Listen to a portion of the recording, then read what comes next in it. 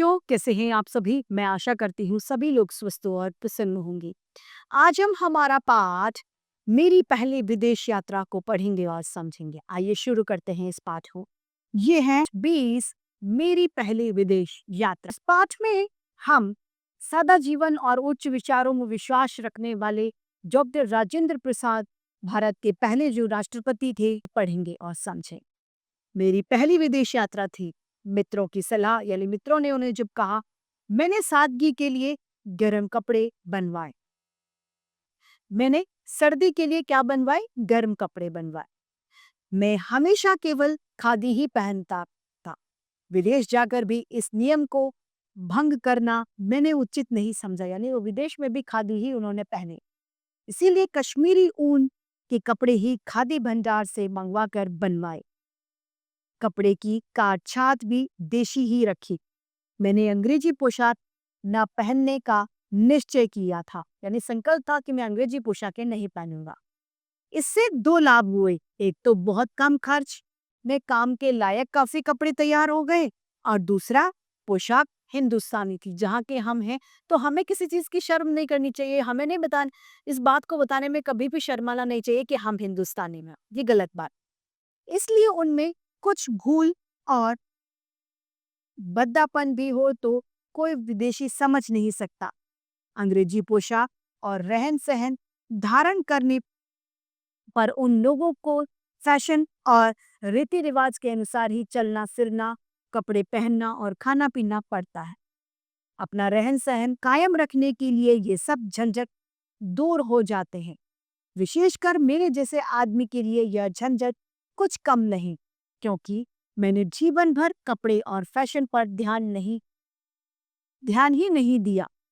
मैंने कपड़ों को शरीर गर्म रखने, लज्जा निवारण का जहाज में मेरी पोशाक लोगों के कौतूहल का केंद्र बनी थी, यानी मुझे देखकर लोग आपस में बातचीत कर रहे थे। एक पारसी दंपति और अंग्रेज सज्जन मेरी ओर विशेष आकर्षित हुए। गांधी जी खादी और शाकाहार के संबंध में बातचीत करते हुए समय आसानी से कट गया, यानी इन विषयों पर उन्होंने उसमें बात करी। रास्ते में मुझे ज्ञान हुआ कि जब कोई जहाज स्वेज नगर से गुजरता है, टॉम्स कुक कंपनी की ओर से ऐसा प्रबंधन रहता है कि जो यात्री चाहे वह मोटर द्वारा कैरो नगर और उससे थोड़ी दूर तक स्विंग्स को देखकर आ सकता है। मैंने यह देखना उचित समझा। मेरे साथ कुछ और यात्रियों ने भी वहां जाने का प्रबंध कर लिया। सवेरे 5 बजे जहाज से उतरकर मोटर द्वारा कैरो चली गई। कैरो पहुंचने पर मुंह हाथ धोने पर नाश्ता करके के लिए एक होटल ले जाया गया। फिर हम कैरो के अजायब घर देखने गए। वहां पिरामिड की खुदाई से निकली हुई सुरक्षित चीजें हैं।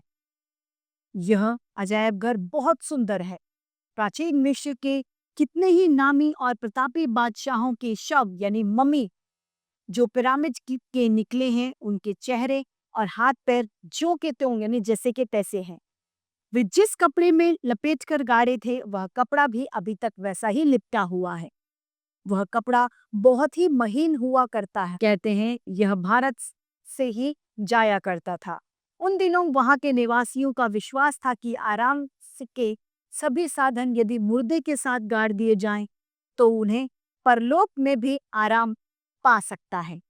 इसी विश्वास के अनुसार पिरामिडों के अंदर शव के साथ सभी आवश्यक वस्तुएं गाड़ी जाती थी, जैसे पहनने के कपड़े, गहने, बैठने के लिए चौकी आदि, खाने के लिए अन्न, श्रृंगार के सामान, सवारी के लिए रथ, नाव, सभी की सब चीजें एक एक करके अच्छी बनी है।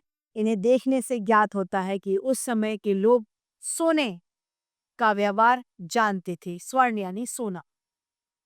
सुना है कि इस प्रकार की खुदाई में मोहनजोदड़ो में जो गेहूं निकला वह बोन देने पर उग गया। संग्रहालय की चीजें, विशेषकर प्रतापी राजाओं के शव देखकर मनुष्य के जीवन की अनियमितता, यानी कुछ फिक्सेशन नहीं है, इसका साफ साफ दिखाई देने लगी। ऐसा दृश्य देखकर यह मालूम होने लगा कि हम जो कुछ अपने बड़प्पन के मद में करते हैं वह कितना तुच्छ और अस्थायी है। संबंध में कहा जाता है कि उन्हें अपने जमाने में बहुत जुल्म किए, उनके शव उसी तरह आज भी पड़े हैं। जो वहाँ इतिहास नहीं पढ़ता, उसे उनके नाम तक मालूम नहीं। यद्यपि अजायब घर का सफर मनोरंजक रहा, तथापि मेरे हृदय में क्षणभंगुर मतलब होता है नष्ट होने वाला, जीवन असारता का गहरा असर पड़ा। मैं वहां भी उदास ही निकला। दोपहर का भोजन करके हम लोग कुछ देर दूर तक मोटर पर पिरामिड देखने गए। एक जगह पर पहुंचकर मोटर छोड़ देनी पड़ी। ऊंट पर सवार होकर पिरामिड तक हमें जाना पड़ा। मेरे लिए ऊंट की सवारी बिल्कुल नई थी, क्योंकि मैं कभी ऊंट पर चढ़ा ना था। पिरामिडों के नजदीक जाकर देखा तो बहुत ऊंची चौखुटी यानी 4 कोनों वाली इमारतें थी। हमारे देश में जैसे ईंटों का पजावा बनता है, वैसे ही ये पत्थरों का बहुत ऊंचे ऊंचे चौरस टुकड़े बने होते हैं। पजावे की तरह नीचे की चौड़ाई अधिक और ऊपर की ओर से कम होती है। ईंटों का पजावा छोटा होता है। ये पिरामिड बहुत बड़े और ऊंचे होते हैं।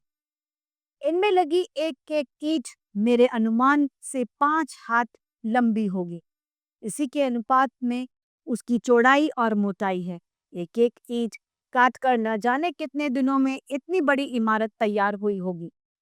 इसमें कितने गरीबों ने अपनी जिंदगी का कितना समय लगाया होगा, और यह सब किसी एक राजा के नाम को उसके मरने के बाद भी कायम रखने के लिए किया गया था। नाम तो अब केवल पुरुषों नाम तो अब केवल पुस्तकों में रह गया है।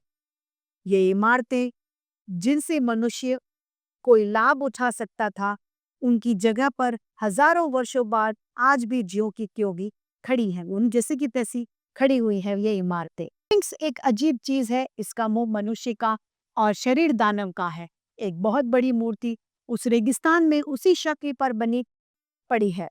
सुनते हैं, प्राचीन काल में यह प्रश्नों को उत्तर देती थी, पर यह जो कुछ कहती थी उसका अर्थ समझना कठिन यानी मुश्किल था। अब ये बातें तो नहीं है, पर यह मूर्ति अवश्य उस काल का याद स्मरण कराती रहती है। संध्या समय वापस आकर नूब रेल पर सवार हुए और रात के 11 बजे पोर्ट साइड पहुंचे। जहाज वहां पहुंच गया था। खाना पीना रेल में ही हो गया था, इसलिए हम जाकर अपने अपने कमरों में सो गए। भूमध्य सागर पहुंचने पर कुछ सर्दी लगने लगी। लाल सागर तो बहुत गर्म था, अब सागर से अधिक।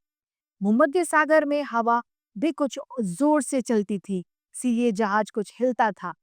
कुछ दिनों बाद हम मार्सेल्स फ्रांस पहुंच गए। रास्ते में कोई विशेष बात नहीं हुई।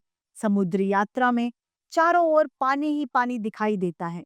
दिन रात पानी देखते देखते 1-2 दिन बाद जी उब गया। अगर कहीं और गुजरता हुआ जहाज आ जाए या जमीन देखने में आ जाए तो बहुत आनंद आता। सभी मुसाफिर उसे उस तरह देखने लगते हैं मानो उन्हें कभी जमीन देखी ही ना हो। मार्सेल्स में हम सवेरे ही उतरे। वहां एक होटल में ठहर गए। वहां भी कुक कंपनी की कृपा से शहर के देखने योग्य सभी स्थानों को देख लिया। सवेरे जहाज से उतरते ही मैंने रात को रवाना होने वाली गाड़ी में अपने लिए जगह बुक कर ली थी। दिन भर घूम घाम कर रात की गाड़ी से पेरिस के लिए मैं रवाना हो गया। वहां से जहाज में चढ़कर संध्या होते होते डोवर में उतरा। डोवर से रेल में चढ़कर रात में लगभग 9 बजे लंदन पहुंच गया। मैं मार्च के तीसरे सप्ताह में लंदन पहुंचा था, पर वहां अभी काफी सर्दी थी। स्टेशन पर पहले ही वह पहुंचा एक मित्र मिल गया। मैं सीधा उस मकान में चला गया जो पहले से ही लिया गया था। वह गोल्डर्स ग्रीन में था। हम लोग कुछ दिनों तक वहीं ठहरे। वहां से चलकर मैंने वर्नेट, न्यूटोल, लोसान और जेनेवा शहरों को देख। न्यूलाटेल में एक आकर्षक घटना हुई। मैं वहां बाजार में घूम रहा था। एक दुकान में हाथ के बुने कपड़े बिक रही थी। एक लड़की एक लकड़ी बेचने का काम कर रही थी। वह अंग्रेजी भी जानती थी। मैंने हाथ में बुने कपड़े के बारे में बातचीत की। उसने मेरे कपड़ों को देखा और समझ लिया कि मैं हिंदुस्तान का रहने वाला हूँ। यह जानकर आश्चर्य हुआ कि वह न केवल गांधी जी का नाम जानते थे, बल्कि गांधी के संबंध में जो ग्रंथ उसे मिले थे, उसे वह वहाँ के प्रसिद्ध स्थान देखकर मार्सेल्स के लिए रवाना हुआ। मार्सेल्स से मुल्तान जहाज पर सवार हुआ और मैं मुंबई वापस आ गया। इस पाठ के रचयिता हैं स्वयं डॉक्टर राजेंद्र प्रसाद। इसी के साथ ये पाठ समाप्त होता है और उम्मीद करती हूँ सभी को समझ में आया होगा। आज के लिए इतना ही, फिर मिलते हैं। धन्यवाद।